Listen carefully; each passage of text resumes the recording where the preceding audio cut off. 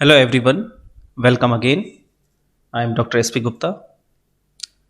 आज का जो हमारा वीडियो है जिसका नाम है वन शॉट वीडियो, ये module 2 multi variable calculus part 2 इस पर बेस्ड होगा, जो कि आपके करंट सेमेस्टर इवन सेमेस्टर में जो आप बुक पढ़ रहे हैं इंजीनियरिंग मैथमेटिक्स सेकेंड, इसका ये मॉड्यूल 2 पार्ट है multi variable calculus.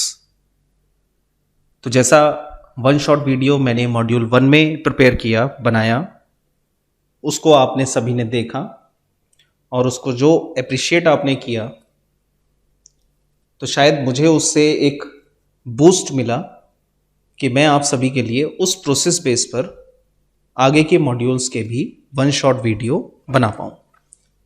One shot video आप सभी जानते भी हैं, बट जो न्यू सब्सक्राइबर हैं उनके लिए मैं क्लियर कर दूं, वन शॉट वीडियो पूरे मॉड्यूल का एक रिवीजन होगा, जिसमें उस मॉड्यूल के सभी कंटेंट या टॉपिक का मैं ओरल डिस्कशन करूंगा और उसमें से मोस्टली ये भी बताऊंगा कि किस पार्ट में से 2 मार्क्स के न्यूमेरिकल बनते हैं। बस डिफरेंस इतना है कि इस वीडियो में, वन शॉट वीडियो में, न्यूमेरिकल सॉल्व करते हुए मैं शो नहीं करूंगा, क्योंकि न्यूमेरिकल्स को लेकर आने में अगर ईच टॉपिक के अगर मैं न्यूमेरिकल यहाँ सॉल्व करूंगा मैं, तो वीडियो की लेंथ बहुत ज़्यादा बढ़ जाएगी और टाइम काफ़ी लंबा हो जाएगा। तो क्योंकि न्यूमेरिकल के लिए, एमसीक्यू के लिए मैंने एमसीक्यू भी बना रखे हैं, होमवर्क न्यूमेरिकल भी मैंने लेक्चर वीडियो में दे रखे हैं, वीडियो लेक्चर में प्लेलिस्ट से आप देख सकते हैं, और प्रैक्टिस के लिए मैंने उस वीडियो में सॉल्व करते हुए बनाया भी है। लिंक में डिस्क्रिप्शन में डाल रहा हूँ मैं। एमसीक्यू के लिए एमसीक्यू का लिंक डाल रहा हूँ मैं, और जिस भी मॉड्यूल की वन शॉट वीडियो बनेगी उसके डिस्क्रिप्शन में उस मॉड्यूल का प्लेलिस्ट का जो लिंक है वो भी मैं शेयर कर रहा हूँ। तो जिससे कि आपको कोई भी परेशानी ना हो। अगर कोई वन शॉट वीडियो में कंसेप्ट या टॉपिक आप समझ पाते हैं और देखना चाहते हैं कि न्यूमेरिकल में कैसे अप्लाई हुआ है, अंडरस्टैंड कर लिया है, तो आप डिस्क्रिप्शन में जाएं, वहाँ प्लेलिस्ट पे क्लिक करें, उस टॉपिक की वीडियो को ओपन करें और न्यूमेरिकल को सॉल्व होता हुआ देख लें, और अपनी एक्सरसाइज के बेस पर आप होमवर्क न्यूमेरिकल को सॉल्व भी कर सकते हैं। ठीक, तो मैं स्टार्ट कर रहा हूँ वीडियो में। जैसा मैंने आपसे कहा कि वन शॉट वीडियो ये मॉड्यूल 2 पर बेस्ड है, मल्टी वेरिएबल कैलकुलस पार्ट 2। तो मल्टी वेरिएबल कैलकुलस से मीनिंग क्या आया था, जैसा मैंने आपको इनिशियली बताया था कि इस मॉड्यूल में आप इंटीग्रेशन फॉर्म को ही समझेंगे, इंटीग्रेशन करना। यानी मॉड्यूल 1 तो था पूरा डिफरेंशियल इक्वेशन पर बेस्ड, और ये मॉड्यूल 2 है इंटीग्रेशन पर बेस्ड। अब वो इंटीग्रेशन 2 तरह के होते हैं, एक प्रॉपर इंटीग्रल और दूसरा इम्प्रॉपर इंटीग्रल। तो प्रॉपर इंटीग्रल तो आप पीछे सॉल्व करते आ रहे थे, 10th में भी सॉल्व किया होगा, 12th में भी सॉल्व किया होगा आपने, कि कोई इंटीग्रल है, डेफिनेट इंटीग्रल है, उसको आपने सॉल्व किया, उसका आंसर निकल गया, that is called proper integral. लेकिन ऐसा इंटीग्रल जो इनफाइनाइट बन जाए, अनबाउंडेड हो जाए किसी लिमिट की वैल्यू पर या किसी इंटरवल की रेंज पर, तो उस फंक्शन को और उस इंटीग्रल को कुछ डिफाइन कर देते हैं। फंक्शन तो अनबाउंड हो गया दैट पॉइंट पर, लेकिन वो इंटीग्रल इम्प्रॉपर इंटीग्रल बन गया। तो जो पहला टॉपिक है इस मॉड्यूल 2 में वो है इम्प्रॉपर इंटीग्रल। तो अभी जैसे मैंने समझाया, अब इसी लैंग्वेज को देखिए क्या लिखा है मैंने। An integral is an improper integral if either the interval of integration, ध्यान रखना, either the interval of integration, integration का interval, is not finite. Not finite का मतलब इनफाइनाइट, यानी इंटरवल पर या तो इनफाइनाइट है, या तो वो लोअर लिमिट पर इनफाइनाइट है या अपर लिमिट पर इनफाइनाइट है, या तो ये कंडीशन है आइदर। और if the function to integrate is discontinuous, जिसका मतलब है unbounded in the interval of integration. तो या तो कंडीशन ऐसी है कि उसकी लिमिट पर इंफिनिटी है, अदरवाइज लिमिट पर इंफिनिटी नहीं है, फाइनाइट वैल्यूज हैं, लेकिन फंक्शन को जब इंटीग्रेट करते हैं तो वो किसी लिमिट वैल्यू पर या इंटरवल के अंदर किसी पॉइंट पर डिसकंटिन्यूअस हो जाए या अनबाउंडेड हो जाए। तो दो तरह की फॉर्म समझ में आ रही हैं। इस तरह के इंटीग्रल को बोला जाता है इम्प्रॉपर इंटीग्रल। तो होपफुली पहले डेफिनेशन को समझेंगे तो पूरा टॉपिक समझ में आ जाएगा कि ऐसे इंटीग्रल जिसमें लोअर या अपर लिमिट पर इंफिनिटी हो वो भी इम्प्रॉपर इंटीग्रल होते हैं। या दूसरा टाइप का सवाल कि इंटरवल पर तो इंफिनिटी नहीं है, इंटरवल पे तो 0 से 2 है, ये फाइनाइट है, लेकिन अगर मैं इसको इंटीग्रेट कर रहा हूं तो 2 जैसे ही मैं x की तरफ डालूंगा मैं तो 2 माइनस 2 इज 0, 1/0 इज इंफिनिटी। तो एट x इक्वल्स टू 2 आपको क्या दिख रहा है, f(x) इज अनबाउंडेड।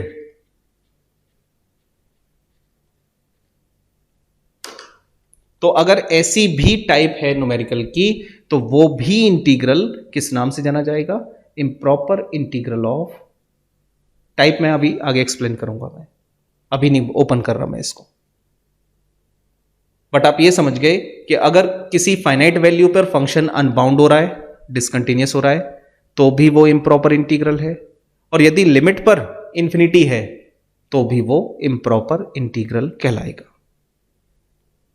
अब जब इम्प्रॉपर इंटीग्रल के टाइप पर आए तो पता लगा इम्प्रॉपर इंटीग्रल 3 काइंड का होता है, first kind, second kind, third kind.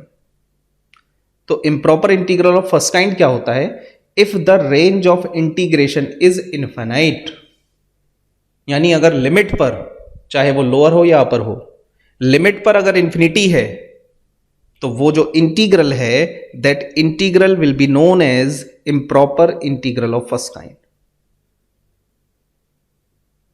ठीक, तो ये डेफिनेशन ही 2 नंबर दे देगी, 2 मार्क्स का यहां से सवाल बन जाएगा।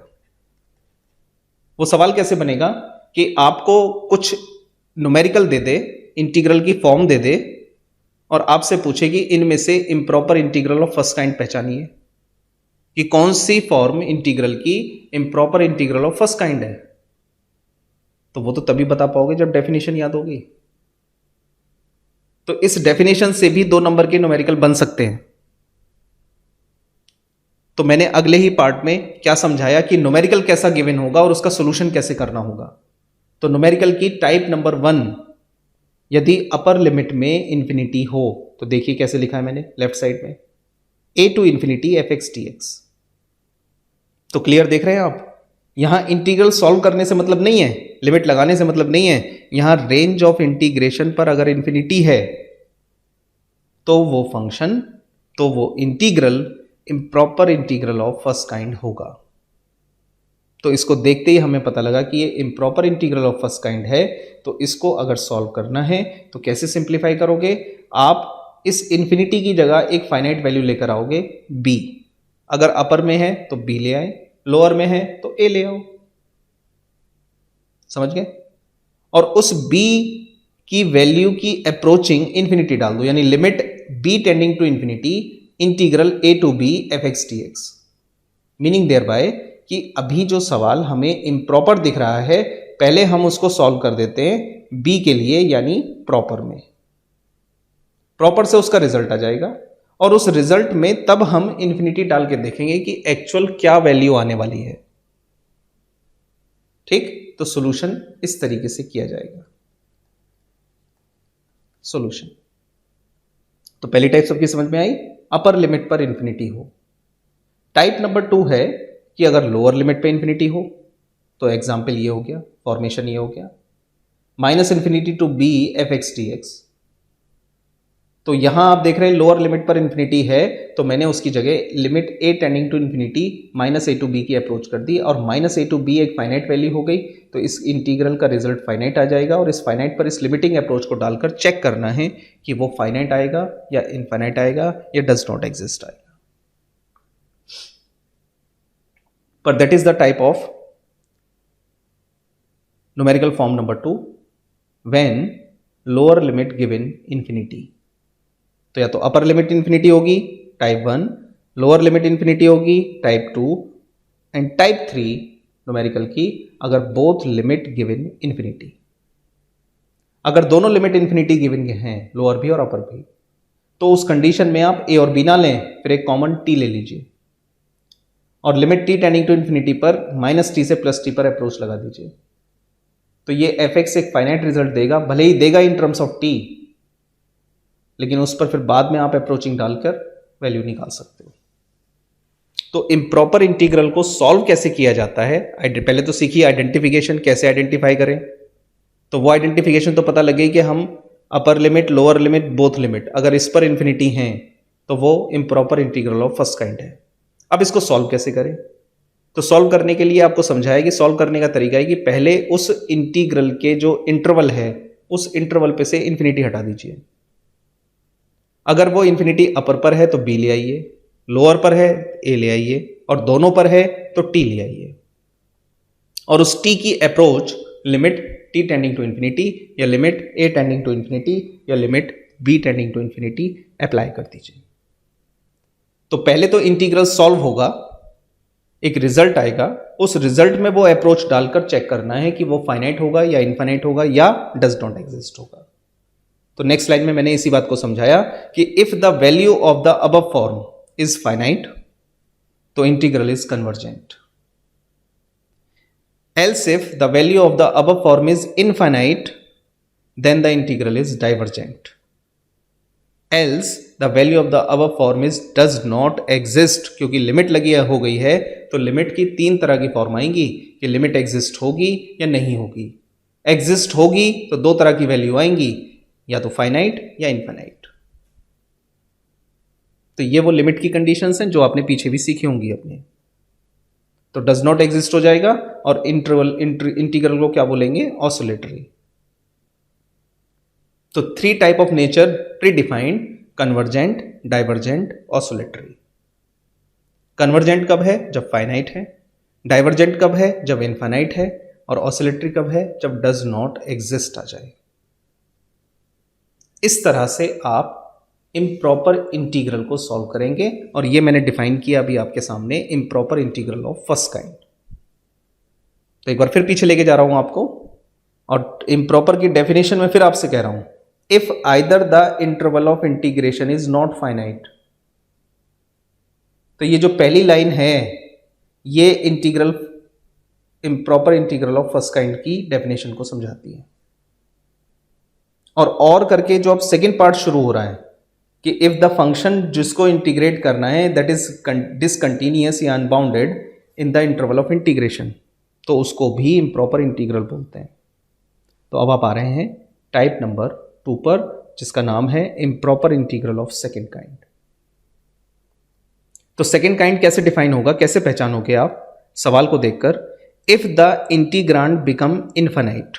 इंटीग्रांड से मतलब क्या है कि आपने इंटीग्रल को सॉल्व किया, fx को सॉल्व किया, और सॉल्व करने के बाद जब आप लिमिटिंग अप्रोच उस पर डाल रहे हैं, इंटरवल जो दिया गया है a to b लिमिट जो दी गई है उसको जब आप अप्लाई कर रहे हैं, तो किसी पॉइंट पर, किसी भी पॉइंट पर, हो सकता है लोअर पर, हो सकता है अपर पर, हो सकता है उस लोअर और अपर के बीच में, किसी भी पॉइंट पर वो फंक्शन इन्फिनिटी हो गया। तो वो जो फंक्शन इन्फिनिटी हुआ है वो फंक्शन क्या है? इंटीग्रल होने के बाद का, जिसको बोलते हैं इंटीग्रांड। तो if the integrand become infinity at some point of the range of integration then the integral set to be as improper integral of second kind. तो सेकेंड काइंड का इंटरवल तब होगा जब किसी फाइनाइट इंटरवल पर value integral होने के बाद जब लिमिट अप्लाई करते हैं तो उस समय वो इन्फिनिटी हो जाए। और इन्फिनिटी होने का मतलब ही क्या है? इन्फिनिटी होने का मतलब ही क्या है? अनबाउंडेड। तो अनबाउंडेड जिस पॉइंट पर होगा, फाइनाइट पॉइंट पर, इनफाइनाइट पर नहीं, फाइनाइट पॉइंट पर, तो वो जो टाइप होगी इंटीग्रल की that is known as improper integral of second kind. और इस डेफिनेशन को देखते ही फिर समझ में आ जाता है कि 2 नंबर का सवाल बन सकता है, जैसे मैंने अभी 1 में बनाया कि आपको 2, 3, 4 फॉर्म दे दे न्यूमेरिकल की और उसमें पूछे कि इनमें से बताइए कौन सी improper integral of second kind है। तो आपको क्या देखना पड़ेगा? सबसे पहले वो इंटीग्रल जिसपे फाइनाइट लिमिट है, क्योंकि अगर इनफाइनाइट लिमिट वाले होंगे उसमें तो वो तो फर्स्ट काइंड का सवाल हो गया। लेकिन जिन पे फाइनाइट लिमिट है उनमें ये चेक करना होगा कि इनफाइनाइट लिमिट में कौन सी ऐसी पॉइंट वैल्यू जो इसको इन्फिनिटी कर रही है। अगर ऐसा मिलता है तो आप कह देंगे that example that numerical will be solve by improper integral of second kind. तो आगे मैंने क्या किया, आगे मैंने इनकी न्यूमेरिकल फॉर्म को ही डिफाइन किया ताकि आप आइडेंटिफाई कर पाओ कि सपोज करो किसी फंक्शन को अनबाउंड जो कर रहा है वो कर रहा है x बराबर a, यानी लोअर लिमिट। तो जब लोअर लिमिट अनबाउंड करेगी तो हम ये तो पहचान गए कि ये improper integral of second kind है, लेकिन इसका सोल्यूशन कैसे करोगे? तो यहां पर लिमिट डेल टेंडिंग टू 0, ठीक। डेल एक स्मॉल क्वांटिटी है जिसकी अप्रोचिंग 0 की तरफ अब लेकर जा रहे हैं उसको, और उस लिमिट पर उसको ऐड कर देंगे। तो ऐड करने से क्या हुआ कि अब वो एग्जैक्ट a तो नहीं है, अब a में बहुत स्मॉल क्वांटिटी जुड़ गई है, तो इंटीग्रल जो होगा और उस पर जो लिमिट लगेगी उससे कभी भी अनबाउंड नहीं होगा, क्योंकि अनबाउंड वाले पॉइंट में आपने कुछ स्मॉल क्वांटिटी को ऐड कर दिया है, तो वो उसको अनबाउंड तो नहीं करेगा, ठीक। और अनबाउंड नहीं करेगा तो तुम्हारा उस इंटीग्रल का रिजल्ट आ जाएगा फाइनाइट में, भले ही डेल की टर्म में आ जाए बट रिजल्ट आ जाएगा। और फिर उस रिजल्ट को उस 0 अप्रोचिंग पर जब अप्लाई करेंगे तो उसकी एक्चुअल नेचर निकल कर आ जाएगा कि वो फाइनाइट रिजल्ट दे रहा है, इनफाइनाइट रिजल्ट दे रहा है, या डज नॉट एग्जिस्ट हो रहा है। तो पहले काइंड का सवाल हुआ इसमें कि अगर लोअर लिमिट उसको अनबाउंड कर रही है तो ये तो टाइप और ये सॉल्यूशन कैसे करना है। a प्लस क्यों किया गया है? क्योंकि लोअर लिमिट, क्योंकि इंटरवल तो a टू b है, तो a और b के बीच के पॉइंट ही तो आपके वैल्यू रखते हैं इंटरवल में, ना तो a से कम ना b से ज्यादा। तो जो डेल क्वांटिटी को लिया गया वो डेल क्वांटिटी लोअर लिमिट पर जुड़ेगी या घटेगी? डेफिनेटली सी बात है कि अगर मुझे उस रेंज में आना है तो मुझे a में प्लस ही करना है, माइनस नहीं करना है। और अगर माइनस करना है तो वो किस में से करना है? वो b में से करना है। तो टाइप 2 में क्या बताया कि यदि b पॉइंट यानी अपर लिमिट उसको अनबाउंड कर रही है फंक्शन को, तो उस कंडीशन में उस इंटीग्रल को तो बोलेंगे improper integral of second kind, और सॉल्व करने पर b में b माइनस डेल अप्लाई कर देंगे और डेल की लिमिट 0 टेंडिंग पर प्रोसीड हो जाएगी, ठीक। इसी तरह से थर्ड पार्ट को देखिए, न्यूमेरिकल की थर्ड फॉर्म। न्यूमेरिकल की थर्ड फॉर्म में मैंने ये बताया कि यदि मान लीजिए a और b दोनों वो पॉइंट है जिन दोनों पॉइंट पर वो अनबाउंड हो रहा है, a पर भी और b पर भी, तो जब a और b दोनों पॉइंट पर वो अनबाउंड हो रहा है तो उस कंडीशन में आप अपनी तरफ से एक तीसरा पॉइंट लोगे जो कि a और b के बीच में लाई करेगा। एक तीसरा पॉइंट अपनी तरफ से ले लोगे। वो तीसरा पॉइंट लेने का पर्पज ही ये है कि उस इंटीग्रल को उस रेंज में तोड़ दोगे आप, तो वो जो तीसरा पॉइंट है उस पर वैल्यू फाइनाइट आएगी। तो जब फाइनाइट आएगी तो आपने क्या किया, अपने टोटल इंटीग्रल को जो a से b है उसको 2 पार्ट में स्प्लिट कर दिया, और जैसे ही 2 पार्ट में स्प्लिट करोगे तो आपको पता लगेगा कि एक में तो लोअर लिमिट है और दूसरे में अपर लिमिट है, और जैसे ये सेपरेट हो गया तो ये न्यूमेरिकल की फॉर्म नंबर 1 और फॉर्म नंबर 2 बन जाती है। तो आपने फॉर्म 1 और फॉर्म 2 के हिसाब से इसको सिंप्लीफाई कर दिया। और ऐसे ही नंबर 4 फॉर्म क्या है कि मान लीजिए a और b पर तो नहीं है, लेकिन इन दोनों के बीच में कोई c पॉइंट है जिस पर वो अनबाउंड हो रहा है। तो तीसरे और चौथे को समझ लीजिए। तीसरे में ये कहा है a और b दोनों पर अनबाउंड हो रहा है, तो आपने एक तीसरा पॉइंट वो लिया जिस पर फाइनाइट रिजल्ट आ रहा है, बाउंड हो रहा है। लेकिन चौथी फॉर्म में आपसे ये कहा गया कि a और b पर तो अनबाउंड नहीं है, इस a और b के बीच में कोई c पॉइंट है जिस पर अनबाउंड है, तो उस कंडीशन में भी उसको 2 पार्ट में तोड़ दिया जाएगा। इस इंटीग्रल को 2 पार्ट में तोड़ दिया, a to c, c to b, और जिस c पॉइंट पर यह अनबाउंड हो रहा है उसमें अगर वो अपर लिमिट पर है तो माइनस डेल, लोअर लिमिट पर है तो प्लस डेल, और डेल की अप्रोचिंग 0 तक अप्लाई कर दीजिए। ये था improper integral of second kind. तो इसमें पहचानना कि सेकेंड काइंड कैसे पहचाना जाता है ये भी समझाया, और साथ में इन टाइप के न्यूमेरिकल अगर आ जाए, कोई न्यूमेरिकली सॉल्व करने के लिए आ जाए, डेफिनेशन से 2 नंबर नहीं आ रहे हैं, न्यूमेरिकल से अगर आ जाए, तो उस कंडीशन में तुम्हें यह भी पता होना चाहिए कि फॉर्मूला क्या है, कैसे सिंप्लीफाई करते हैं। Now next is last type, improper integral of third kind. Third kind में क्या कहा कि f x is continuous at every point of a b. A b के अंदर जितने भी पॉइंट है उन सब पर वो कंटिन्यूअस है। कंटिन्यूअस है तो मतलब फाइनाइट है, लेकिन ये अनबाउंड है बोथ ए एंड बी। जो ए और बी है उन पर ये अनबाउंड हो रहा है। Then the integral is set to be improper integral of third kind.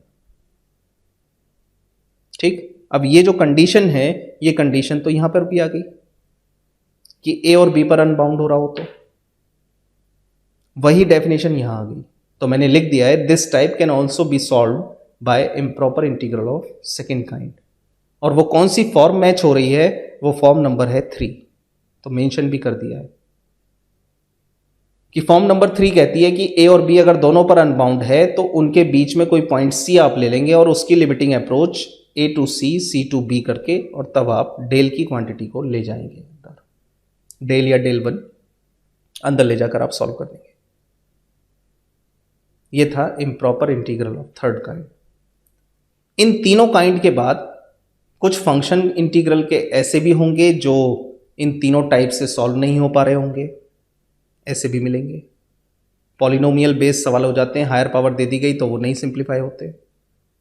तो उसके साथ साथ नेचर बताने के साथ साथ कि वो कन्वर्जेंट होगा, डाइवर्जेंट होगा, ऑसिलेटरी होगा, ये भी पूछा जाता है 2 नंबर में कि अगर मान लीजिए इंटीग्रल का रिजल्ट फाइनाइट है, then the nature of the integral is a convergent, b divergent, c oscillatory, d none of these.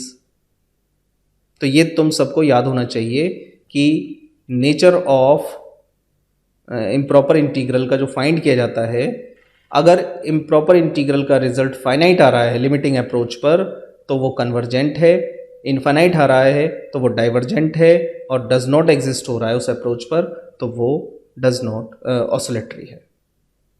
ये भी 2 नंबर में पूछ लिया जाता है।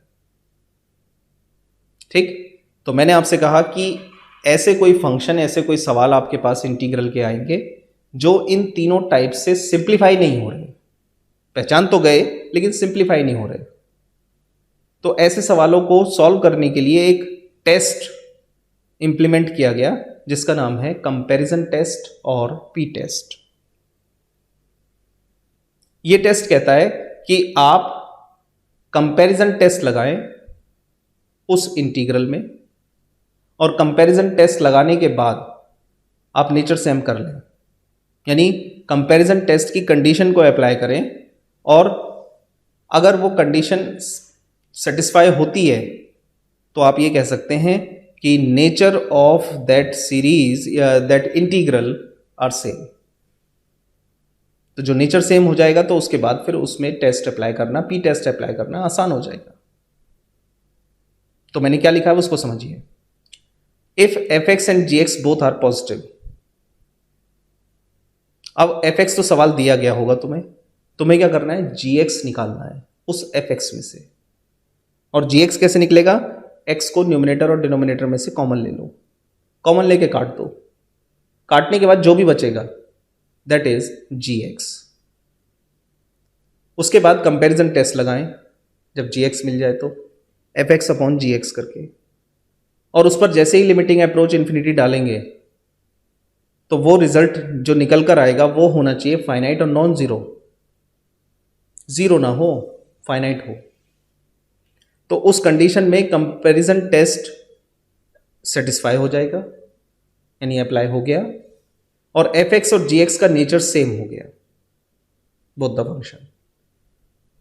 तो जो एफ एक्स आपसे सॉल्व नहीं हो पा रहा था, अब आप जी एक्स को सॉल्व कीजिए और कंपैरिजन टेस्ट के बेसिस पर आप कह दीजिए कि जो नेचर जी एक्स का है वही नेचर एफ एक्स का भी होगा।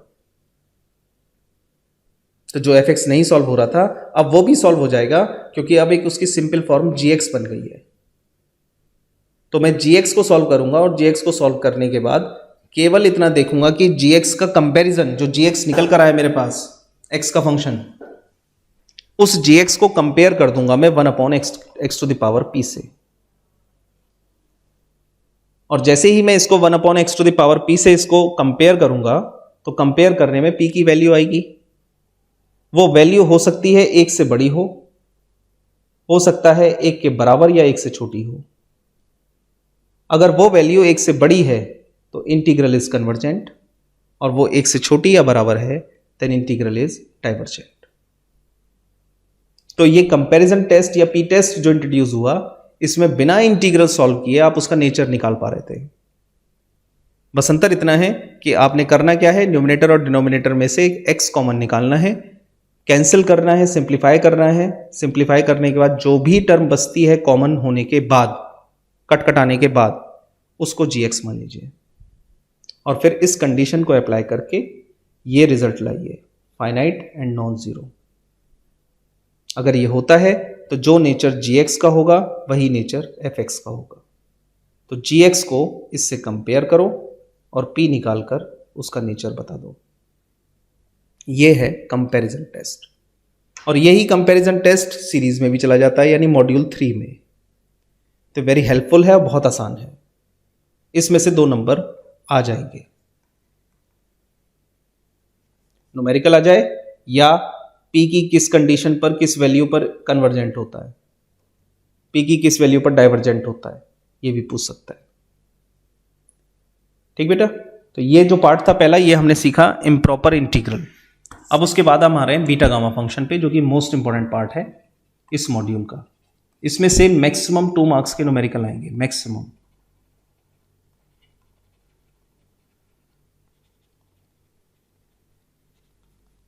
और इसमें वो तीनों कंसेप्ट लगते हैं, डेफिनेशन, फॉर्मूला एंड न्यूमेरिकल। ये अकेला टॉपिक है जिसमें इन तीनों पर बेस 2 मार्क्स के एमसीक्यू क्वेश्चन बनते हैं। तो पहले डेफिनेशन है बीटा फंक्शन की, कि बीटा फंक्शन की ये डेफिनेशन आपको पता रहे कि बीटा के फॉर्मूले क्या है। तो मैंने इसमें क्या किया है, मैंने सिर्फ फॉर्मेशन को लिखा है, फॉर्मूले को, कि बीटा किस किस के बराबर होता है, बीटा के एक्चुअल डेफिनेशन फॉर्म क्या है। तो बीटा mn कहता है कि m और n are positive then the definite integral is denoted by beta mn and define as 0 to 1 x to the power m minus 1 1 minus x की power n minus 1 dx where m and n both are positive। तो आपको integral solve नहीं करना है, अपने सवाल को, integral के सवाल को इस फॉर्म में कन्वर्ट करना है। जैसे ही इस फॉर्म में कन्वर्ट हो जाएगा, m और n निकालिए और लेफ्ट में डाल दीजिए। तो बिना इंटीग्रल सॉल्व किए, बिना लिमिट अप्लाई किए आपने रिजल्ट को फाइंड कर दिया। लेकिन प्रॉपर्टीज से पता लगा कि यही बीटा mn सिर्फ इसके बराबर नहीं है, यही beta mn 0 to infinity x to the power n minus 1 upon 1 plus X की power m plus n dx के बराबर भी है। यानी 0 टू 1 लिमिट पर भी है और 0 टू इन्फिनिटी लिमिट पर भी है। और साथ के साथ बीटा mn जो है वो 0 से π/2 पर भी है। लेकिन कैसा होना चाहिए फंक्शन, इंटीग्रल कैसा होना चाहिए, 2 into 0 to π/2 sine 2m minus 1 theta cos 2n minus 1 theta D theta. तो बीटा mn सिर्फ डेफिनेशन से इसके बराबर नहीं है, बीटा mn की प्रॉपर्टी कहती है कि ये इंटीग्रल इसमें भी कन्वर्ट हो सकता है 0 से इन्फिनिटी की रेंज में और न्यूमिनेटर अपॉन डिनोमिनेटर की फॉर्म में फंक्शन, और ये थीटा में भी कन्वर्ट हो सकता है 0 से π/2 sine 2m minus 1 theta cos 2n minus 1 theta D theta. और ये इसकी सिमेट्री प्रॉपर्टी है कि बीटा mn की वैल्यू बराबर होती है बीटा nm के, यानी बीटा 2,5 इसकी वैल्यू बराबर होगी बीटा 5,2 के। सॉल्व करने की जरूरत नहीं है, सीधे इस प्रॉपर्टी को जानते हो तो लिख दोगे। ठीक, ऐसे ही गामा फंक्शन, तो गामा फंक्शन डिफाइन हुआ सिर्फ n के लिए कि if n is positive then the definite integral which is denoted by gamma n is defined as gamma n equals to 0 to infinity to the power minus x to the power n minus 1 dx। तो अगर integral की form ऐसी है तो उसको आप gamma n लिखकर solve कर सकते हो। अब गामा या बीटा की टर्म में मैं इंटीग्रल का रिजल्ट तो निकाल रहा हूं, लेकिन मैंने तो कभी इंटीग्रल का रिजल्ट बीटा गामा में देखा नहीं, उसका या तो कांस्टेंट आंसर आता है। तो अब अगर मुझे उस कांस्टेंट आंसर की तरफ पहुंचना है तो मुझे क्या करना होगा, मुझे गामा को एक्सपेंड करना आना चाहिए।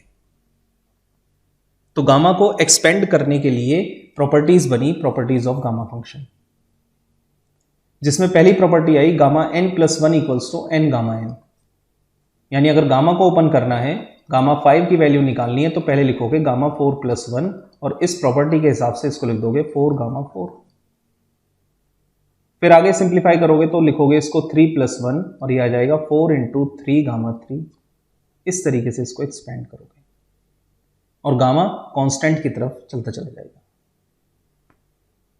ऐसे ही गामा का जब आप इसको एक्सपेंशन करते हो, तो ये तो गामा का गामा से ही एक्सपेंशन है, पहला वाला तो गामा का गामा टू गामा। लेकिन अगर दूसरे को देखें, सेकेंड प्रॉपर्टी को, तो ये गामा का फैक्टोरियल से रिलेशन है। तो अगर मान लीजिए मुझे गामा 5 की वैल्यू निकालनी है, तो गामा 5 की वैल्यू को मैंने लिखा गामा 4 प्लस वन, और 4 प्लस वन का मतलब है 4 फैक्टोरियल के बराबर इसका रिजल्ट है। तो फैक्टोरियल निकालना सबको आता है। तो जितने भी गामा के न्यूमेरिकल होंगे उनको अब आप कांस्टेंट आंसर की तरफ इन दोनों फॉर्मेशन से निकाल सकते हो। तो अब ये दो फॉर्मूले क्यों है प्रॉपर्टी में, एक क्यों नहीं है? उसका रीजन है कि अगर गामा 5 है तो फैक्टोरियल इस्तेमाल कर लो, लेकिन अगर गामा 3/2 है, ये है, तो अब फैक्टोरियल से सॉल्व नहीं होगा। ये किससे निकलेगा? ये गामा का गामा से निकलेगा। ठीक, तो इसीलिए गामा को कैसे एक्सपेंड करते हैं ये मैंने समझाया। आगे फॉर्मूला लिखा है beta m n equals to gamma M gamma N upon gamma m plus n. ये बीटा का गामा से रिलेशन है, that is called the relation. ये रिलेशन क्यों बताया है? ये रिलेशन इसलिए बताया है कि गामा को एक्सपेंड करना तो सीख गया, कांस्टेंट तक ले आओगे, क्या बीटा को ला पा रहे हो? इंटीग्रल को इस फॉर्म में कन्वर्ट तो कर देंगे, लेकिन कन्वर्ट करके एम और एन मिलेगा तो यहां तो बीटा एम एन ही आएगा। अब ये बीटा एम एन कॉन्स्टेंट में कन्वर्ट कैसे हो? तो उसके लिए जरूरत पड़ेगी बीटा गामा रिलेशन की। इस रिलेशन से बीटा को कन्वर्ट करोगे गामा में, और जो गामा आएगा उस गामा को इन दो प्रॉपर्टी से कहां ले जाओगे? कांस्टेंट में। That is the part of the process. ऐसे ही अगर 0 से π/2 sine P theta cos Q theta D theta है, तो उसको आप इससे सॉल्व कीजिए फॉर्मूले से, कि लिमिट तो 0 से π/2 होनी चाहिए। साइन के ऊपर कोई भी कितनी पावर हो, कॉस के ऊपर कितनी पावर हो, रियल हो फ्रैक्शनल हो कुछ भी हो, उसको आप इस फॉर्मेशन में डालिए और रिजल्ट सीधा निकाल देंगे। ना लिमिट अप्लाई करने की जरूरत पड़ी, ना इंटीग्रल को इंटीग्रेट करने की जरूरत पड़ी, डायरेक्ट आंसर निकल जाएगा। ऐसे ही जब हमने इसका सॉल्यूशन किया तो हमें पता लगा गामा 1 की वैल्यू 1 होती है और gamma half under root pi के बराबर होता है। तो ये फॉर्मूले भी हैं, ये डेफिनेशन बेस भी है, एमसीक्यू बनने लायक, और इन पर बेस्ड न्यूमेरिकल आ ही जाएगा जैसे मैं ये पूछ रहा हूं मैं। अब जितने भी ये मैंने फॉर्मूले लिखे हैं, इन फॉर्मूले से अब आप न्यूमेरिकल भी सॉल्व कर सकते हो। ये तुम्हें एमसीक्यू की वीडियो में मिल जाएगा कि कैसे बीटा में 2-2 नंबर के सवाल बने। तो इन फॉर्मेशन को वहां जाके गो थ्रू कीजिए, समझिए कि ओके ये न्यूमेरिकल का ये कंसेप्ट था जो वन शॉट में मैंने समझाया। ऐसे ही और फॉर्मूले भी हैं जो फॉर्मूले इस्तेमाल कहां कहां होते हैं। जैसे ये फॉर्मुलेशन है 0 to infinity x की power n-1 upon 1 plus x. अब यहां देखिए, यहां अपॉन में 1 प्लस एक्स की पावर m प्लस n है। अगर पावर m प्लस n है तो वो बीटा एम एन है, लेकिन अगर पावर 1 है, m प्लस n नहीं है, 1 है पावर, तो उस कंडीशन में ये बराबर होगा पाई अपॉन साइन n पाई के। तो क्या करना होगा, बस केवल n यहां से निकालना है, उस n की वैल्यू को यहां डालना है और आंसर आ गया। तो ये फॉर्मेशन याद रखना है। सेम ऐसे ही gamma n gamma 1 minus n pi upon sine n pi होता है, मोस्ट इंपॉर्टेंट फॉर्मूला। वो क्यों फॉर्मूला ये मोस्ट इंपॉर्टेंट है कि नेगेटिव जितने भी गामा की वैल्यू आप सभी को निकालनी है, नेगेटिव गामा, वो सारे नेगेटिव गामा इस फॉर्मेशन से निकलते हैं, इसलिए मोस्ट इंपॉर्टेंट है। ठीक, ये डुप्लीकेशन फॉर्मूले हैं।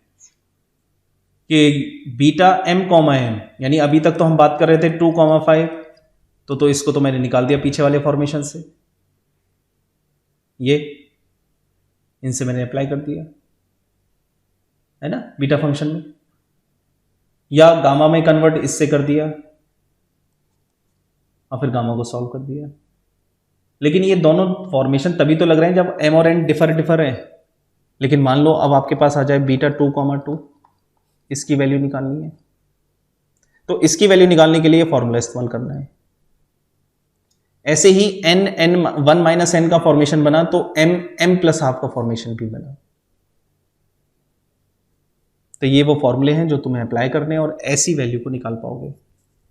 अगर इंटीग्रल में प्रोडक्ट ऑफ 3 फंक्शन है, जिनमें से एक e की पावर, दूसरी x की पावर और तीसरी साइन या कॉस, तो आप ये फॉर्मूला डायरेक्ट इस्तेमाल करें, ऐसे इंटीग्रल का सीधा रिजल्ट आ जाएगा। अब देखिए कितना आसान कर दिया सवाल।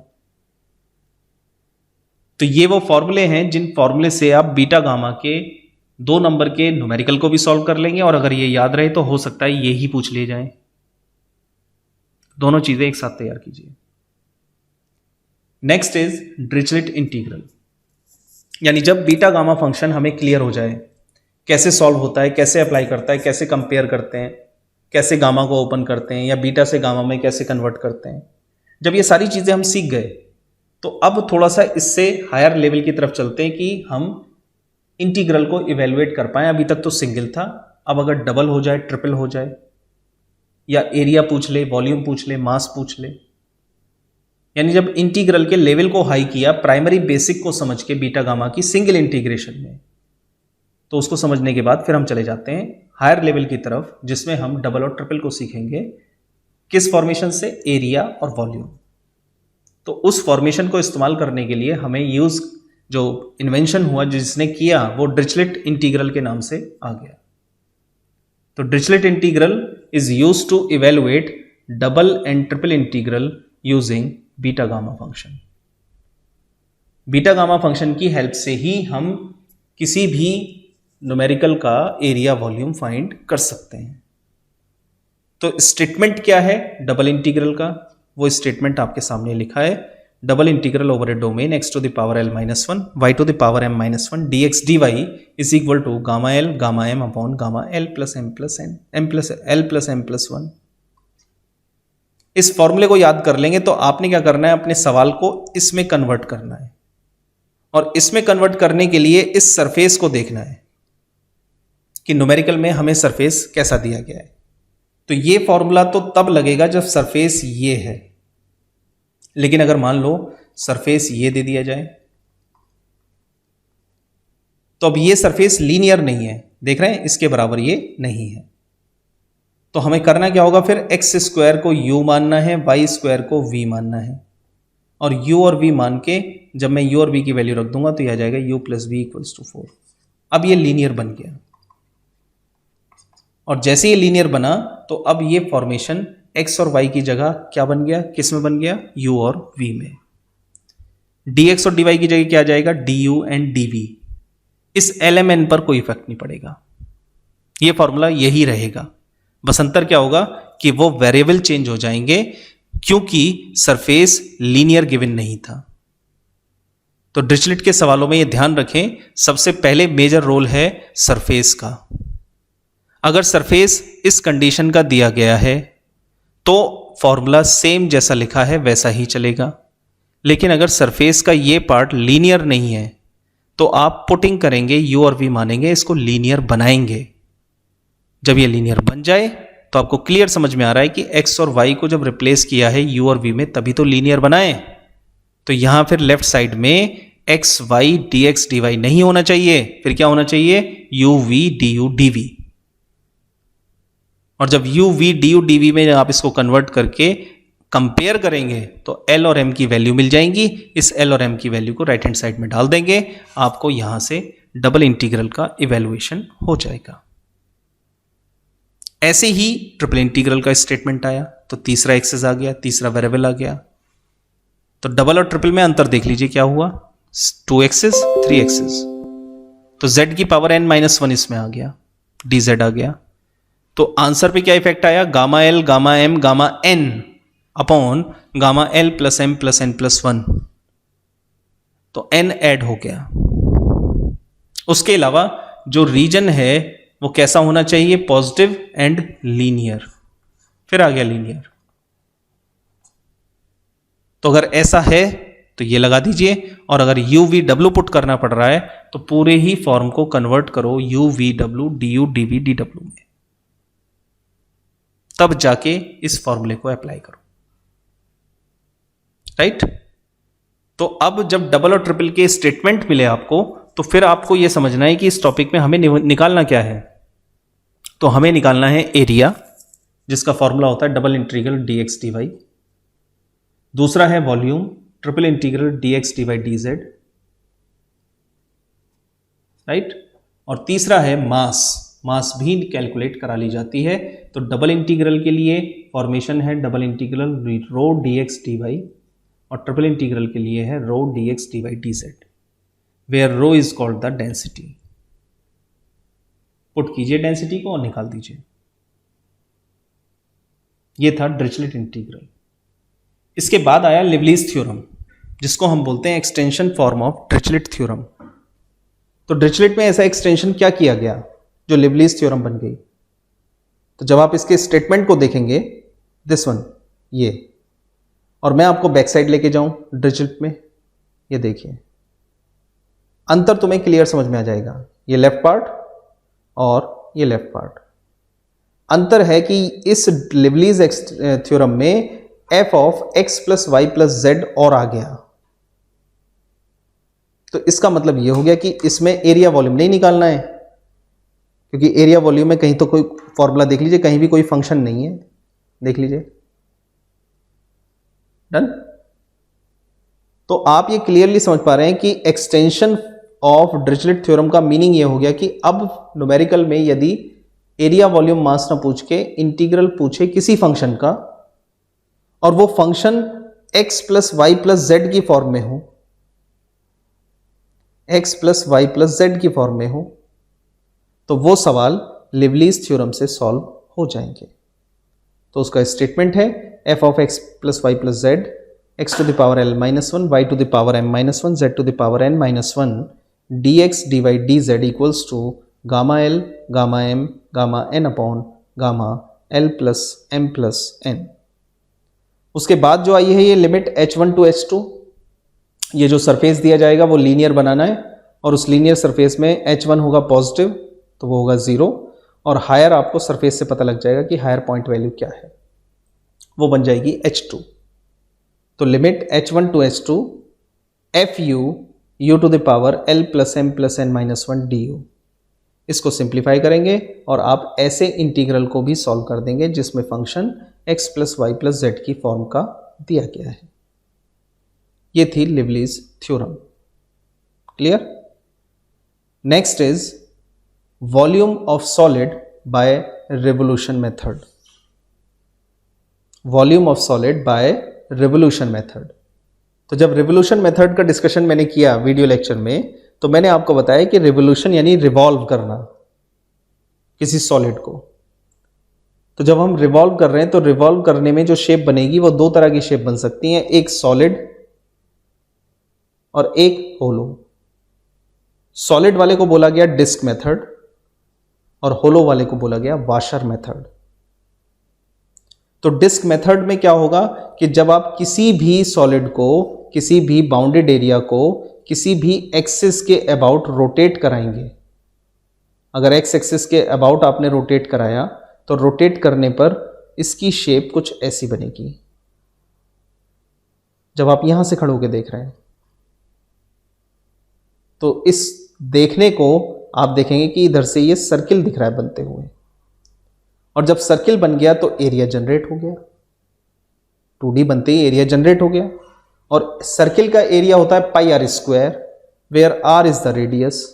यहां आर ना होकर क्या बनेगी, एक्सिस पर वो पॉइंट, वो वैल्यू एक्स और वाई की जो रेडियस में कन्वर्ट हो जाएंगी, यानी पाई एक्स स्क्वायर या पाई वाई स्क्वायर।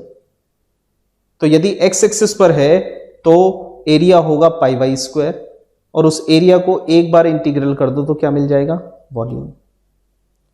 तो about rotation about X axis का फॉर्मूला मिला v equals to pi a to b Y square D x.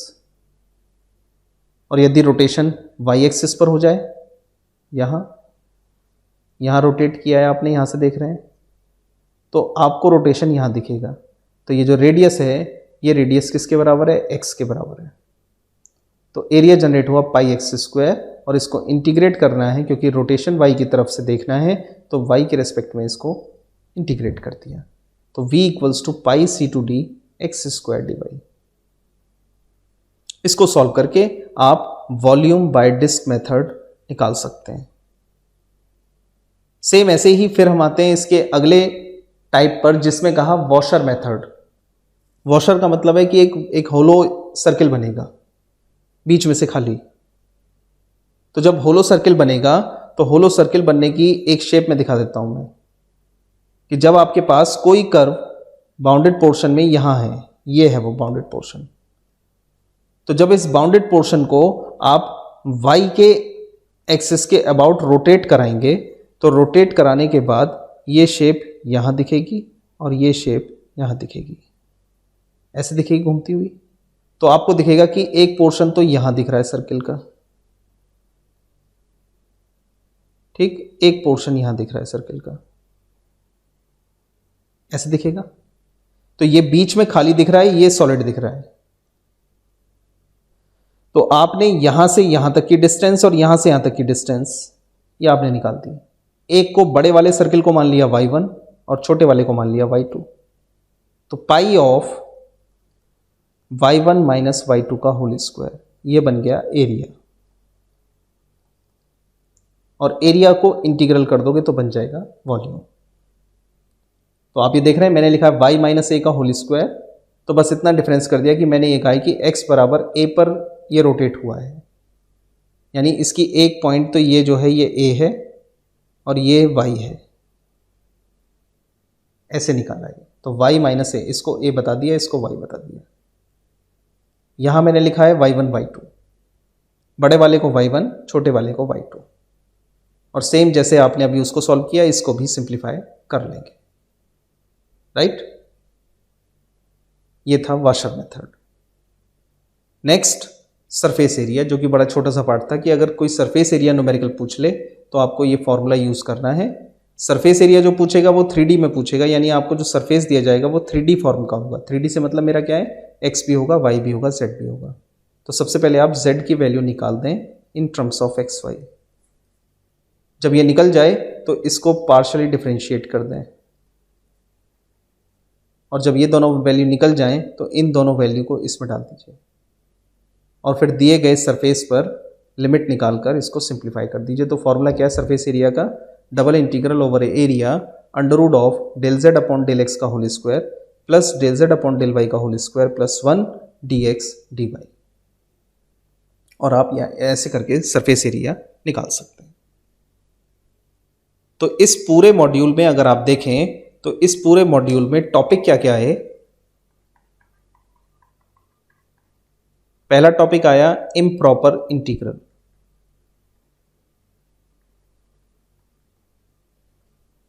इस इम्प्रॉपर इंटीग्रल के 3 काइंड हैं।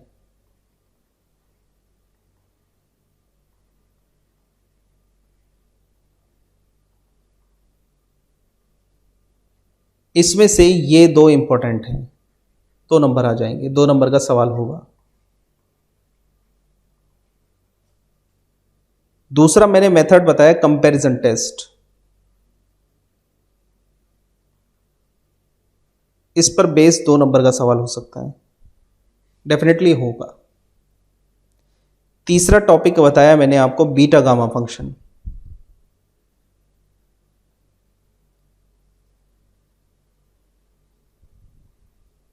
इसमें से 3 न्यूमेरिकल बनते हैं अलग अलग टाइप के, डेफिनेशन बेस्ड,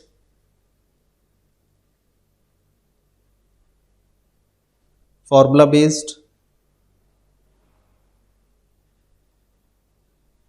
और न्यूमेरिकल। डेफिनेशन और फॉर्मूले तुमने इस वीडियो में देख लिए, न्यूमेरिकल के लिए एमसीक्यू में जाएं। MCQ 2 चेक करें और इसके न्यूमेरिकल की प्रैक्टिस कर लें। इसमें से 2 नंबर के कई सवाल तुम्हें, 3 तो मैंने मिनिमम बता दिए, और भी हो सकते हैं। फिर चौथा पार्ट इसका आता है टॉपिक में डिरिचलेट इंटीग्रल। तो यस, इसमें से स्टेटमेंट भी हो सकता है दोनों ही टाइप के, और न्यूमेरिकल भी हो सकता है। न्यूमेरिकल छोटा होगा क्योंकि 2 नंबर को जस्टिफाई करना है, राइट। इसके बाद लिवलीज को मैं इंपॉर्टेंट नहीं मानता क्योंकि उस पर लेंथी सवाल बनेगा। लिवलीज में लॉन्ग न्यूमेरिकल ही बनेगा।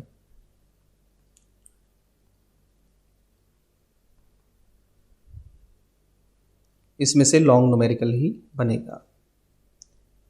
इसके बाद मैंने आपको बताया revolution method.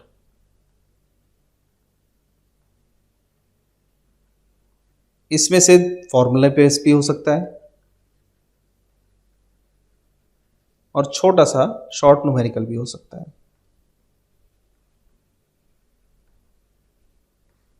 Chances disc method के हैं, ये ज्यादा इंपॉर्टेंट है। नेक्स्ट इज रिवोल्यूशन मेथड के बाद लास्ट बताया आपको सरफेस एरिया। सरफेस एरिया पर मेरे हिसाब से क्वेश्चन वैसे नहीं आएगा, लेकिन